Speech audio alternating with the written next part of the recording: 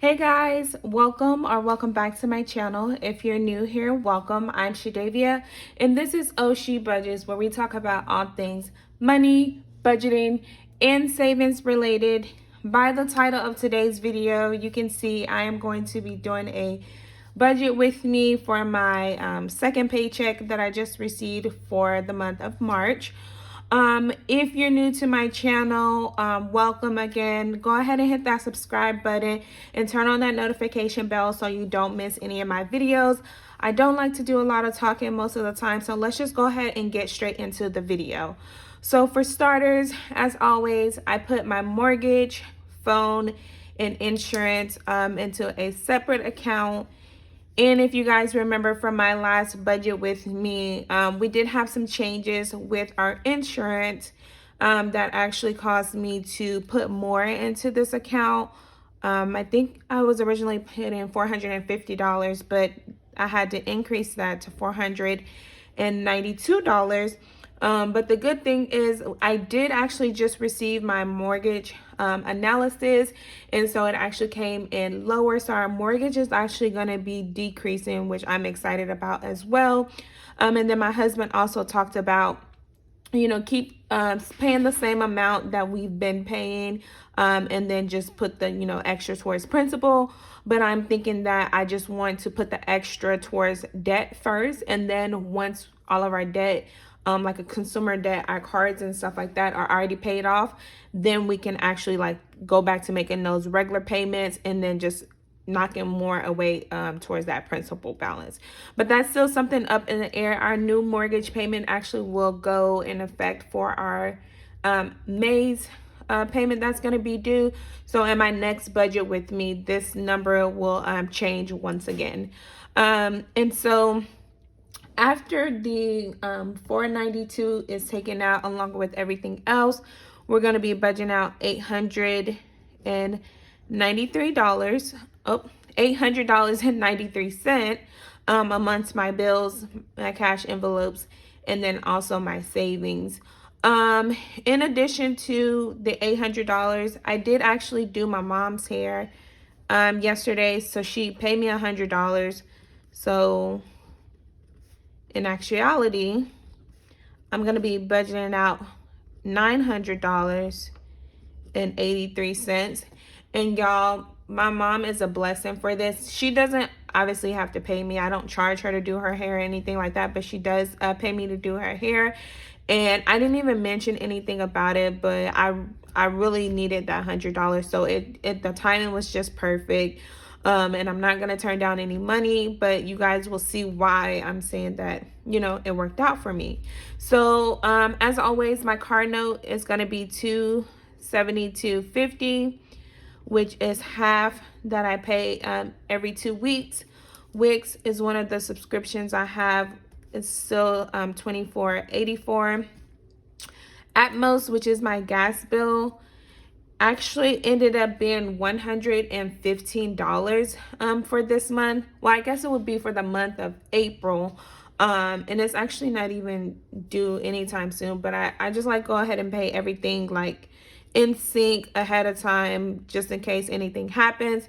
But y'all, yesterday I actually like looked at my Atmos bill because I'm enrolled in like the budget version of it, so I don't actually get like the full bill each time or when I started. So whenever the gas bill is like, super low, I still pay more. That way when the bills do become larger, it's not like I'm coming out a lot of pocket. So if you watch my last budget with me, then you'll see that for Atmos, I had like, it ended up being $88. But I don't know why. Something just told me to just go look at the bill. Y'all, last month I paid $88, but the bill was actually like $347 and some change. And I was just like, what in the world happened for like for February? Because that is insane. And then the month before that, it was like $130 something. So like I said, I don't ever check those statements because I am enrolled in the budget the budget version. So I mean, Atmos always tells me like how much I'm supposed to pay. So whatever they say to, you know, offset the high cost or the change in cost of gas or things like that, like that's what I pay. So I'm assuming since I'm gonna be paying in $115 this time, once I look at that statement, it's probably gonna be like $400, or it could be less, and maybe they're just beefing it up so the next few months it can be lower again. But I definitely was not anticipating a $115 gas bill because it's never really that high. But so next we have Pixie Set, which is another subscription. It's getting $10. My storage is $9.22. My daughter's storage for her iPhone is $2.99. I pay for Apple Music, and I'm still holding on to my student version, so it's $5.40. And then for lights, it's $207.49. And so let's see here. Alrighty, so adding those bills up, it's $272.50 plus $24.84 plus $115 plus $10 plus $9.22 plus $2.99 plus $5.40 plus $207.49. So $647.44, and I should have done this the other way around. So I'm gonna take $900.83 minus $647.44, which is gonna give me $253.39. $253.39 is what's gonna be left over for this check. And y'all, like I said, if it was like, let's just say my mom didn't give me $100, right? I would be left with $153.39, and obviously I would make it work for us. But I feel like this would put me in a really tight bind, and I don't know, I was just feeling a little discouraged, like maybe I don't make enough money, or maybe I just need to like reassess my budget, or just, I don't know, just like reprioritize things, because I was all excited when I got my raise and things like that, and I'm like, okay, well, how was I able to afford things before? But I do also like remember like this check is usually like my lower end check, because it does have the larger bills on it, versus like my second check that I usually receive is, it used to consume credit card debt, but as I've been paying off my debt, like I'm having more and more money, which is good. But I think I may just need to add like one of these bills to that check so that they kind of balance out. But we'll see next time. And then, like I said, with the change in our mortgage and things like that, like I'll take a look at the numbers again. But this is what we have for this paycheck. So for our cash envelopes, groceries, I was gonna go down on the budget, like to make things stretch for this, you know, pay period. But I'm just keeping it at $100. For gas, I'm doing $60, and y'all, I'm still riding on my gas from vacation, which is awesome, because I haven't needed to put any gas in there as of yet. So I'm still riding on that gas. So I have $60 budget for gas. Household is not gonna get anything. I'm still gonna pay myself, just because that's one thing that I've pretty much like already established. Like no matter if I'm giving myself $5, $2, $1, like whatever it is, I'm gonna make sure that I put something into that self-care envelope. Miscellaneous this week is actually getting nothing as well. Family fun, we don't have any plans. Well, my daughter has 2 cheer competitions.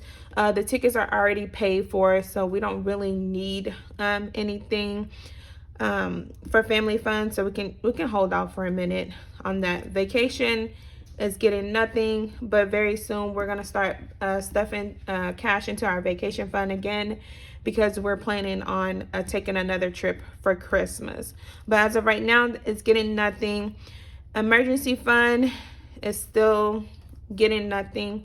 I did get my like certificate statement like a few days ago in the mail. And so they pretty much said like, we can renew it with these terms. You can opt to have it into a different account. You can opt to get a check. So I'm still trying to decide on what I'm going to do with my certificate account, because it does actually mature on April the 11th, which is coming up super fast. And so I'm trying to decide if I just want to move those over to my Capital One account and just leave that there, or take that money and just completely pay off all debt, stuff it into my cash envelopes or whatnot.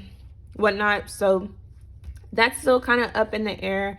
If you guys have any suggestions on what I should do with it, just throw them in the comments so I can consider them as well, because honestly right now I'm still just trying to figure out like, okay, what am I going to do with it when that time comes, which is coming up very, very fast.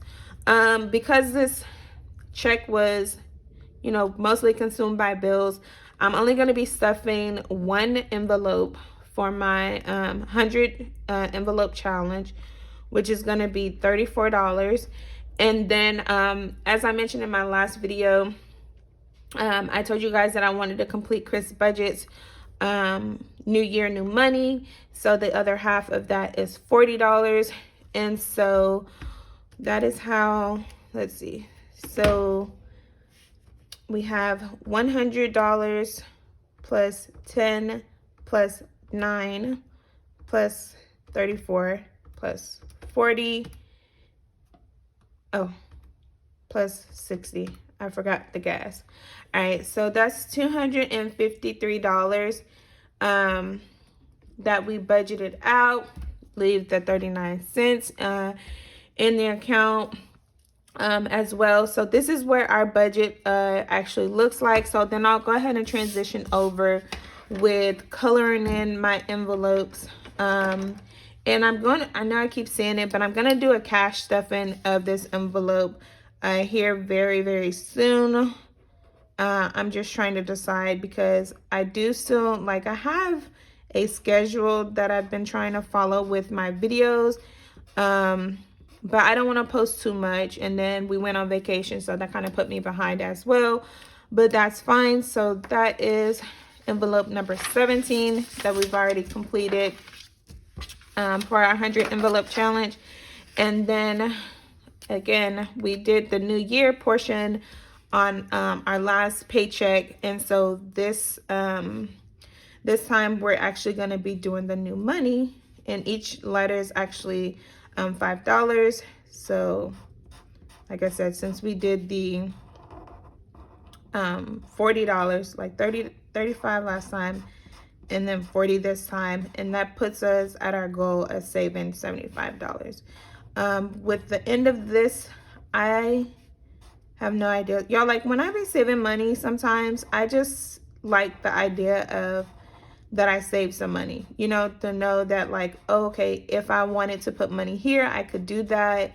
But I'm like undecisive. I was thinking maybe if I just take this money and put it towards my 100 envelopes, like that'll be another envelope that I could color in, maybe like one of those higher envelopes.